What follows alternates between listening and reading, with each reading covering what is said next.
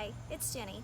I'm out here in my garden and the beans are starting to come in. So I thought I would take you through picking beans when they're ready, how to snap them, and how I preserve mine.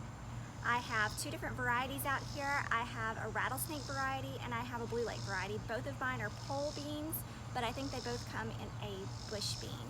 This is the pole bean variety and it just wants to climb and climb and climb, and the bush beans stay a little bit lower.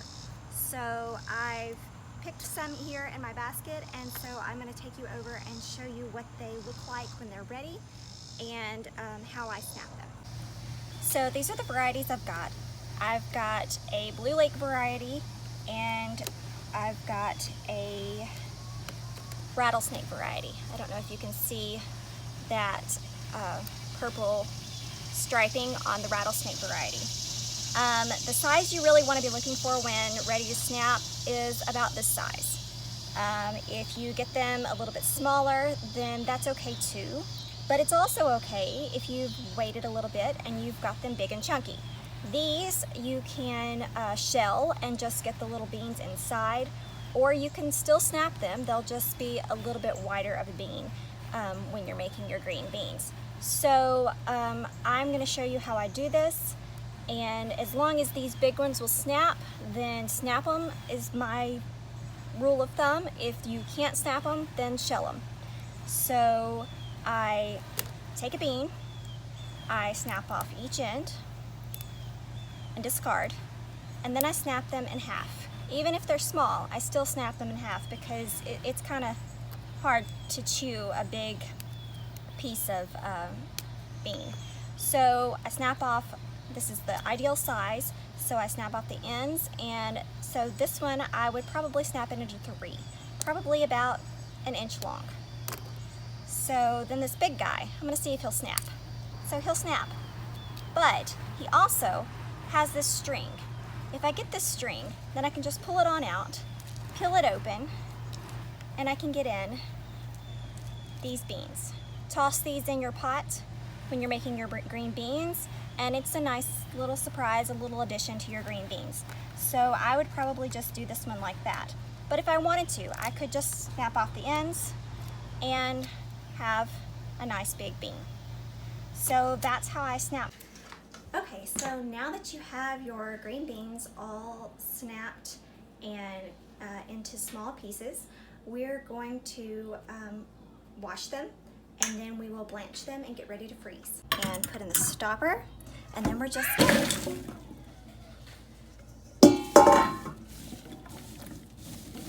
move them around a little bit, and then just gonna run in some water. We're gonna put in enough water so that it just covers the beans. Beans in the sink. I'm going to pick them up by the handful and just inspect them for trash or anything like that. And then I'm just gonna put them into my stock pot. I'm just gonna keep doing that over and over until all my beans are in my stock pot. I'm using wide fingers so that any trash that there may be can fall through, sort of like a strainer, except my fingers are a little bit wider than a strainer. Otherwise I would just use a strainer. The holes I found are too small to let the trash float out. So it seems to work better for me to just have wide fingers and just scoop up.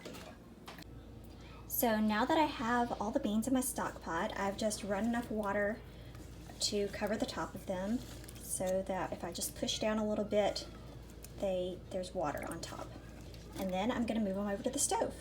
Okay, now I've got my beans in the stock pot on the stove.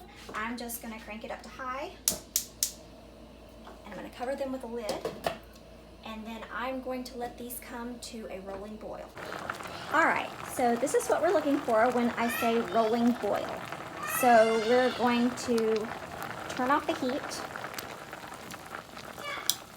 and we're going to take these completely off of the stove.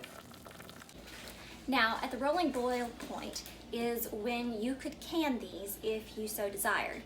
You just need some canning jars, a hot water bath, and you just ladle the hot beans into the hot jars and can them. I don't can mine. I probably should because I'm running out of freezer space, but I freeze mine. That's the way my mama did it, the way my grandmama did it. So that's what I'm going to do and what I will continue to do until I run out of space. So as soon as you can handle your pot, you want to bring it over to the sink again, to your clean sink now. Make sure you wash it out of the trash that you washed the beans with. So I've got the stopper on the flip side so that it'll let the hot water out, and I'm going to try to tip this over and let out hot water, but not hot beans.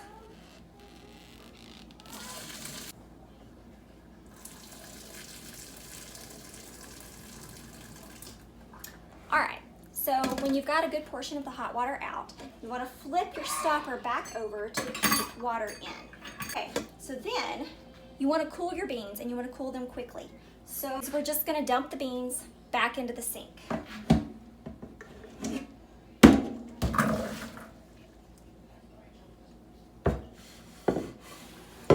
Then we're going to run some cool water over them, right over the top, just like before. And because we want to cool them really, really quickly, we're going to take a bowl full of ice. All right, our green beans have been cooled and I've drained the water out. So now it's time to put them into freezer bags. I have a gallon-sized bag here, but I'm probably not going to fill it completely full. Probably a quart, maybe quart and a half, 2 quarts, because that seems to be what is manageable for me when I go to cook my green beans. So I'm just going to scoop them up with my hands and put them in the bag. I've got the amount that I want in my bag. I'm just going to seal it up, write what it is, and it will be ready for the freezer for me to make delicious green beans in the wintertime. I hope this was helpful, and let me know if you have any questions. Thanks. Bye.